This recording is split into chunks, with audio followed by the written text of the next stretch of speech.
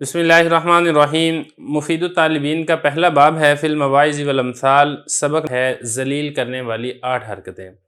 دیکھیں یہ جو پہلا باب تھا یہ مواعظ اور اسی طریقے سے ضرب الامثال کے اوپر مشتمل تھا۔ اسی پہلے باب کا یہ آخری سبق ہے۔ اس آخری سبق کے اندر 8 قسم کی وہ حرکتیں بیان کی جائیں گی جو بندہ کرتا ہے تو وہ خود کو ذلیل کر لیتا ہے۔ آپ عبارت دیکھ لیں، ترجمہ کرتے ہیں اور آخر میں اس کی تشریح اور ترکیب کرتے ہیں۔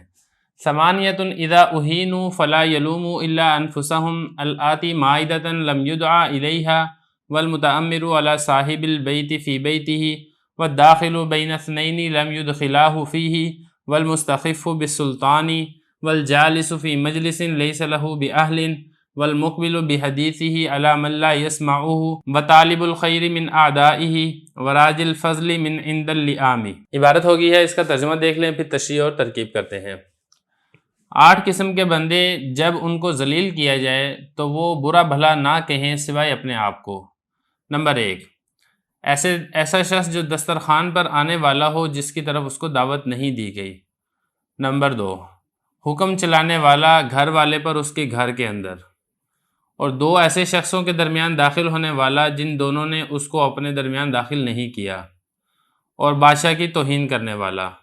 اور بیٹھنے والا ایک ایسی مجلس میں جس میں بیٹھنے کا وہ اہل نہیں ہے، اور اپنی بات کے ساتھ کسی پر توجہ کرنے والا ایسے شخص پر جو اس کی بات نہیں سن رہا، اور بھلائی کا طالب اپنے دشمنوں سے، اور فضیلت یا نیکی کا امید کرنے والا کمینوں سے۔ عبارت ہو گئی ہے، ترجمہ ہو گیا، کچھ الفاظ ہیں ان کے معنی دیکھ لیں پھر اس کی تشریح اور آخر میں ترکیب کرتے ہیں۔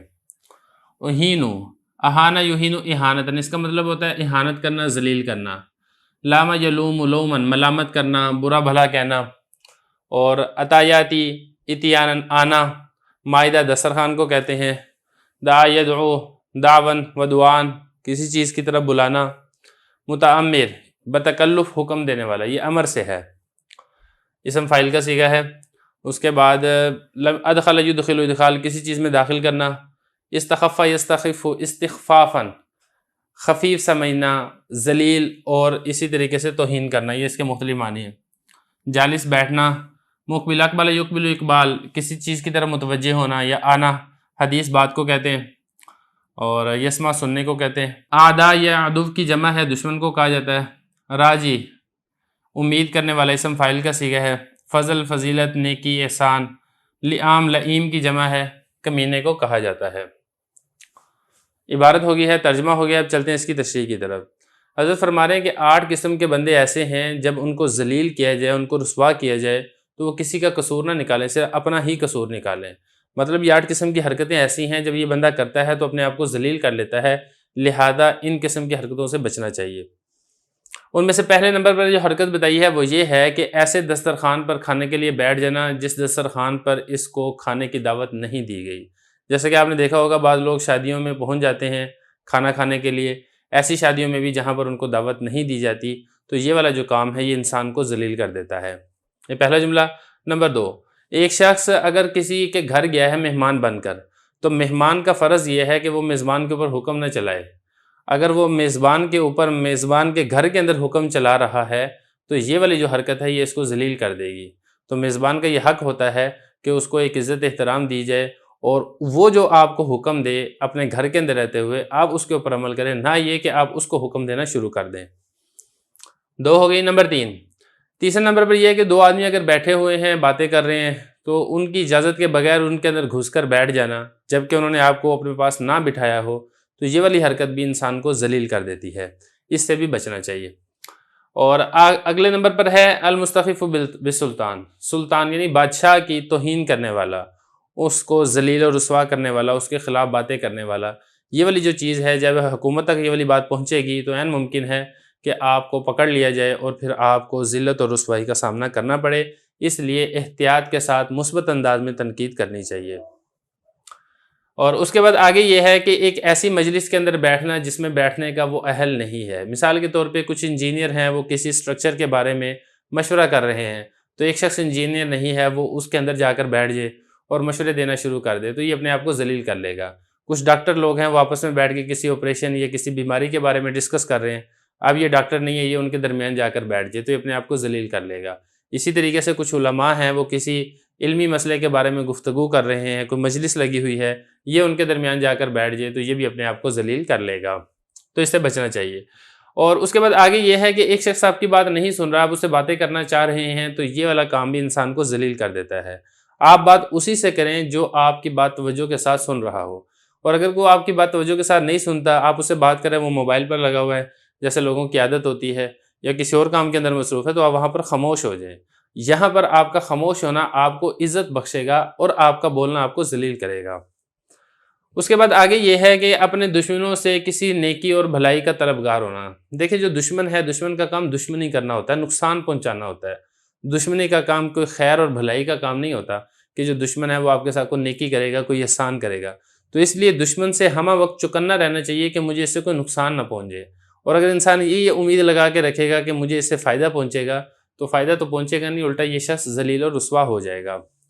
اور اس کے بعد آگے یہ ہے کہ جو ذلیل اور کمینے لوگ ہیں یہ کسی کے ساتھ نیکی نہیں کرتے۔ کمینے لوگوں سے اگر کوئی نیکی کا طلبگار ہے، احسان کا طلبگار ہے، تو یہ والا کام بھی اس کو ذلیل کرنے کے لیے کافی ہے۔ تو یہ 8 قسم کے کام ہیں جن سے بچنا یہ ضروری ہے۔ اب چلتے ہیں اس کی ترکیب کی طرف۔ ثمانیۃ، یہ بنے گا مبتدا اذا اہینوا، یہ بنے گا شرط فلا یلوموا الا انفسهم، یہ بنے گا اس کی جزا۔ شرط اپنی جزا سے مل کر یہ ثمانیۃ مبتدا کی خبر بنے گا، مبتدا اپنی خبر سے مل کر جملہ اسمیہ خبریہ ہوگا۔ اذا حرف شرط ہے، اہینوا فعل ہے، اس میں واو ضمیر اس کا نائب فاعل ہے، فعل اپنے نائب فاعل سے مل کر جملہ فعلیہ ہو کر یہ بنے گا شرط۔ فا جزائیہ، لا یلوموا فعل ہے، اس میں واو ضمیر اس کا فاعل ہے،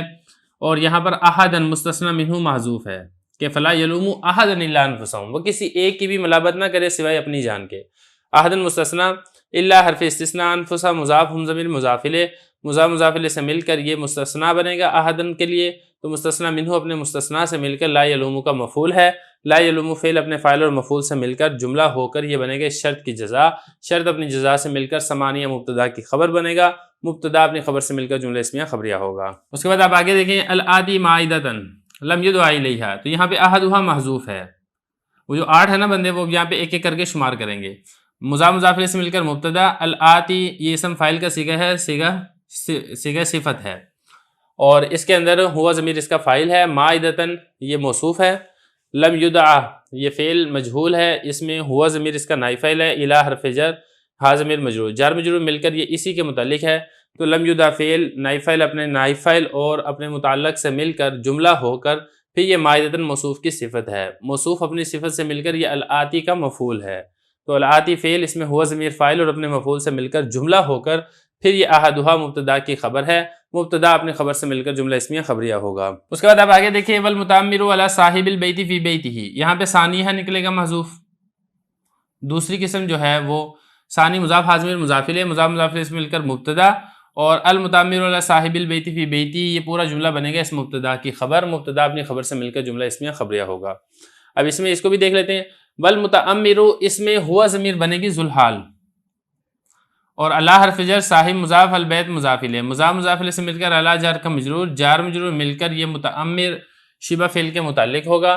تو اور اس میں جو ہوا ضمیر ذوالحال تھی، فی حرف جر، بیت مضاف، ہی ضمیر مضاف الیہ، مضاف الیہ سے مل کر فی جار کا مجرور ہے، جار مجرور مل کر یہ کائنن شبہ فعل کے متعلق ہوگا، کائنن شبہ فعل اس میں ہوا ضمیر فاعل، شبہ فعل اپنے فاعل اور متعلق سے مل کر جملہ ہو کر یہ ہوا ضمیر سے بنے گا حال، تو ذوالحال اپنے حال سے مل کر یہ بنے گا متعمر کا فاعل، متعمر یہ صیغہ صفت اپنے فاعل اور متعلق سے مل کر جملہ ہو کر یہ ثانیہ مبتدا کی خبر، مبتدا اپنی خبر سے مل کر جملہ اسمیہ خبریہ ہوگا۔ کیونکہ اس کا اگر آپ ترجمے میں غور کریں گے نا تو ذوالحال حال والا ترجمہ ہے، حکم چلانے والا گھر والے پر اس حال میں کہ حکم چلانے والا اس کے گھر کے اندر موجود ہے۔ تو یہاں تک ہو گیا۔ اس کے بعد آپ آگے دیکھیں وَالدَّاخِلُ بَيْنَ اثْنَيْنِ لَمْ يُدْخِلَاهُ فِيهِ، یہاں پہ ثالثواں نکلے گا معذوف، ثالثواں مضاف الیہ سے مل کر مبتدا، الداخل یہ شبہ فعل ہے، بین مضاف، اثنین یہ موصوف ہے، لم یدخلا فعل اس میں الف ضمیر اس کا فاعل ہے، ہو ضمیر مفعول ہے، فیہ جار مجرور مل کر یہ اسی لم یدخلا کے متعلق ہے، لم یدخلا فعل اپنے فاعل مفعول اور متعلق سے مل کر جملہ ہو کر یہ اثنین موصوف کی صفت ہے، موصوف اپنی صفت سے مل کر بین مضاف کے لیے مضاف الیہ ہے، مضاف الیہ سے مل کر یہ الداخل شبہ فعل کے لیے مفعول فی ہے، اور شبہ فعل اپنے فاعل اور مفعول فی سے مل کر جملہ ہو کر یہ ثالثھا مبتدا کی خبر ہے، مبتدا اپنی خبر سے مل کر جملہ اسمیہ خبریہ ہوگا۔ یہ ہو گیا۔ اب اس کے بعد آگے بہت آسان ہے، والمستخف بسلطان، یہاں پہ رابعھا نکلے گا، مضاف مضاف الیہ سے مل کر مبتدا، المستخف شبہ فعل، اس میں ہوا ضمیر اس کا فاعل ہے، بسلطان جار مجرور مل کر یہ اسی شبہ فعل کے متعلق ہے، شبہ فعل اپنے فاعل اور متعلق سے مل کر جملہ ہو کر رابعھا مبتدا کی خبر ہے، مبتدا اپنی خبر سے مل کر جملہ اسمیہ خبریہ ہوگا۔ والجالس فی مجلس لیس لہ بأہل، یہاں پر بھی بالکل آپ ایسے ہی نکالیں گے جیسا کہ رابعھا نکالا تھا، یہاں پہ بھی خامس مضاف ہا ضمیر مضاف الیہ، مضاف مضاف الیہ سے مل کر مبتدا، اور جالس یہ صیغہ شبہ فعل کا ہے، اور فی مجلس لیس لہ بأہل یہ سارا اسی جالس کے متعلق ہوگا، اور جالس شبہ فعل، اس میں ہوا ضمیر اس کا فاعل اور اپنے متعلق سے مل کر جملہ ہو کر یہ خامسھا مبتدا کی خبر بنے گا۔ اب اس کو آگے بھی دیکھ لیتے ہیں۔ دیکھیں یہ جو مجلس ہے یہ بنانا ہے اپنے موصوف، مجلس موصوف، اور یہ جو آگے نا لیس لہ بأہل یہ اسی موصوف کی صفت بنے گا، موصوف اپنی صفت سے مل کر پھر یہ جار کے لیے مجرور بنے گا۔ اب اس کو آگے چلیں، لیس یہ فعل ناقص ہے، اس میں ہوا ضمیر بنے گا اس کا اسم، اور یہ اہل موصوف ہے، کائنن یہ اس کی صفت ہے،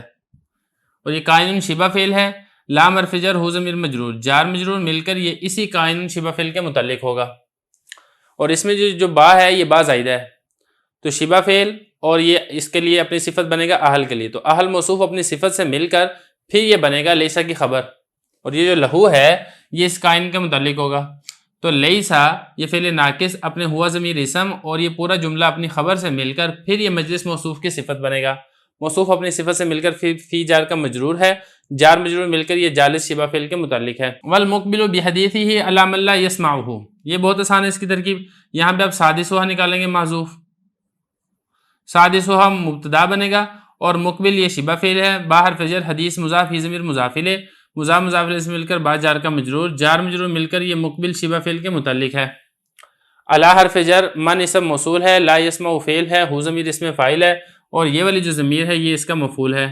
تو لا یسمع فعل اپنے فاعل اور مفعول سے مل کر جملہ ہو کر من موصول کا صلہ، من موصول اپنے صلہ سے مل کر علی جار کا مجرور، جار مجرور مل کر یہ بھی مقبل شبہ فعل کے متعلق ہوگا، تو مقبل شبہ فعل اس میں ہوا ضمیر فاعل، شبہ فعل اپنے فاعل اور دونوں متعلق سے مل کر پھر یہ سادسھا مبتدا کی خبر ہے، مبتدا اپنی خبر سے مل کر جملہ اسمیہ خبریہ ہوگا۔ آگے چلیں، وطالب الخیر من اعدائہ، یہ بھی بالکل ایسے ہی ہے، یہاں پہ آپ نے نکالنا ہے سابعھا، مضاف مضاف الیہ سے مل کر مبتدا، اور طالب الخیر یہ مضاف مضاف الیہ۔ اچھا اس میں یہ جو خیر ہے یہ لفظوں کے اعتبار سے تو طالب کے لیے مجرور اور مضاف الیہ واقع ہو رہا ہے، لیکن اپنے معنی کے اعتبار سے طالب کا مفعول ہے، تو طالب یہ شبہ فعل ہے، اس میں ہوا ضمیر بنے گا اس کا فاعل، اور خیر یہ معنی کے اعتبار سے اس کا مفعول ہے۔ من حرف جر اعدا مضاف ہی ضمیر مضاف الیہ، مضاف مضاف الیہ سے مل کر جار کا مجرور، جار مجرور مل کر یہ اسی طالب شبہ فعل کے متعلق ہے، طالب شبہ فعل اپنے فاعل مفعول اور متعلق سے مل کر پھر یہ سابعھا مبتدا کی خبر، مبتدا اپنی خبر سے مل کر جملہ اسمیہ خبریہ، یہ بھی بالکل ایسے ہی ہے۔ راجی یہ شبہ فعل ہے، اور فضل لفظوں کے اعتبار سے تو اس کے لیے مضاف الیہ مجرور ہے، لیکن معنی کے اعتبار سے راجی کا مفعول ہے، اور اس میں ہوا ضمیر اس کا فاعل ہے۔ من حرف جر عند مضاف اللئام مضاف الیہ، مضاف مضاف الیہ سے مل کر من جار کا مجرور، جار مجرور مل کر اسی راجی شبہ فعل کے متعلق ہے، تو راجی شبہ فعل اپنے فاعل مفعول اور متعلق سے مل کر پھر یہ بنے گا، یہاں پہ بھی آپ مبتدا محذوف نکال لیں ثامنھا، کیونکہ 8ویں قسم ہے نا یہ، تو ثامنھا مبتدا اور یہ سارا جملہ بنے گا اس کی خبر، مبتدا اپنی خبر سے مل کر جملہ اسمیہ خبریہ ہوگا۔ تو یہاں تک ہمارا جو پہلا باب ہے فی المواعظ والامثال، یہ والا باب ہمارا مکمل ہو چکا ہے۔ اس کے بعد ہم انشاءاللہ دوسرا باب شروع کریں گے جس کے اندر حکایات ذکر کی گئی ہیں۔